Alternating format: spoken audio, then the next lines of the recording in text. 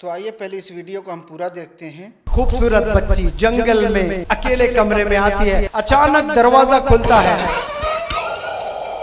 میں ایک نوجوان لڑکے کو بلا کر پوچھا کہ کیا بننا چاہتے ہو؟ اس نے کہا کہ IAS آفیسر بننا چاہتا ہوں۔ میں نے کہا کہ اس مطابق ایک سوال پوچھوں آپ سے؟ اس نے کہا کہ یس سر، پوچھیں آپ۔ ایک جنگل میں آپ ہو اور تنہا ہو، کمرے میں ہو، اکیلے ہو، طوفانی رات ہے، بڑی خطرناک بارش ہو رہی ہے، اچانک دروازہ کھلتا ہے، ایک بہت ہی خوبصورت لڑکی نیکڈ، کوئی کپڑے نہیں ہے، وہ دھیرے دھیرے قدم بڑھاتے ہوئے آپ کی طرف آئے گی تو آپ کیا کرو گے؟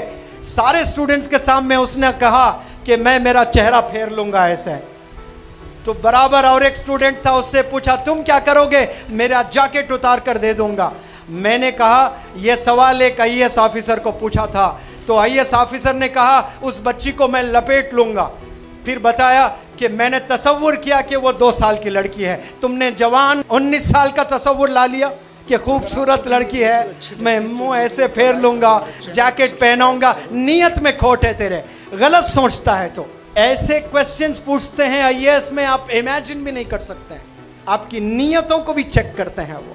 یہ لاجک ہونا بہت ضروری